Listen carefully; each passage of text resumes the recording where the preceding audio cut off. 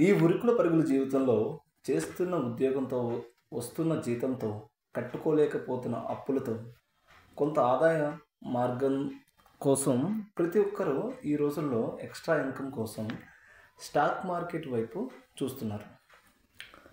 వీళ్ళ బలహీనతను క్యాష్ చేసుకోవడానికి చాలామంది యూట్యూబర్స్, అంటే ఇక్కడ నేను కొంతమంది యూట్యూబర్స్ గురించి మాత్రమే చెబుతున్నాను. వాళ్ళు చెప్పే సొల్లు కబుర్లతో బిగినర్స్గా ఉన్నవాళ్ళు ఎన్నో నష్టాలను చూస్తున్నారు. ఈ యూట్యూబర్స్ ఎవరైతే ఉన్నారో వాళ్ళ వ్యూస్ కోసం, వాళ్ళ సబ్స్క్రైబర్స్ కోసం ఫేక్ ఇన్ఫర్మేషన్ చెబుతూ చాలామందిని రాంగ్ వేలో వెళ్ళేటట్టు చేస్తున్నారు.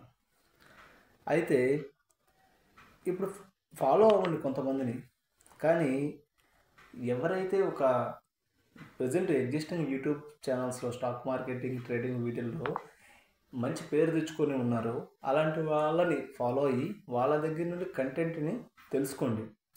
అంటే ఇప్పుడు తెలుగులో కొన్ని చూస్తే మనం డే ట్రేడర్ తెలుగు కానీ, మన మనీ పర్స్ కానీ, ఇలా కొన్ని ఏవైతే పేరు తెచ్చుకొని ఉన్నాయో అలాంటి వాటిని ఫాలో అవ్వండి, తప్పులేదు. ఇంకొకటి, ఇక్కడ ఎవడికాడు తోపు అనే ఫీలింగ్ అనేది ఉంటుందన్నమాట. ఎప్పుడు కూడా పక్కోడు లాభపడాలని ఎవడు ఆలోచించడు.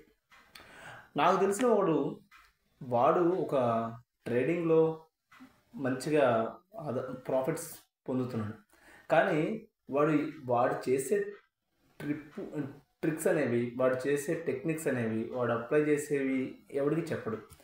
పైగా ఆడు ఏదో సాధించాననే గొప్ప ఫీలింగ్తో, తోపు అనే ఫీలింగ్తో ఉంటాడనమాట.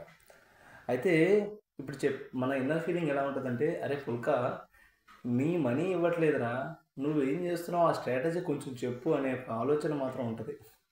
కానీ ఆడు ప్రౌడ్ ఫీలింగ్ కాబట్టి మనం వాడిని వదిలేయాలంతే. ఇంకొకటి, మీరు అనవసరమైన టెలిగ్రామ్ ఛానల్స్తో లాగిన్ అవ్వమాకండి. వాళ్ళు చెప్పే ఫేక్ కాల్స్, వాళ్ళు చెప్పే కాల్స్ తీసుకోమాకండి. ఎందుకంటే నా రియల్ టైం ఎక్స్పీరియన్స్ నేను చెబుతున్నాను. ఓ ఫెస్టివల్ ఆఫర్ అని చెప్పి ఒక 890 rupees, 850 rupees something 1 month subscription లెక్కన జాయిన్ అయ్యి వాడు చెప్పే కాల్స్ తీసుకుంటూ ఉండి అసలు లాభమేమో కానీ నష్టాలు చూడడం ఎక్కువైపోయింది. So don't go with any paid calls or any Telegram channels. ఇంకా మీ సొంత స్ట్రాటజీ మీకు అవసరం. ఇంకోటి ఏంటంటే, దీంట్లో ఎక్కువ గ్రీడీ ఉండకూడదు. అత్యాశగా పోయి రోజుకి 2000 తీసుకోవాలో, లేకపోతే నేను నెల రోజుల్లో ఒక 1,00,000 రూపాయలు సంపాదించాలనో, ఇలా స్ట్రాటజీస్ పెట్టుకోకుండా, ఇలాంటి అనాలిసిస్ చేసుకోకుండా, గ్రీడీ లేకుండా మీ యొక్క ప్లానింగ్తో మీరు వెళ్తూ ఉంటే సక్సెస్ అయ్యే ఛాన్సెస్ ఉంటుంది.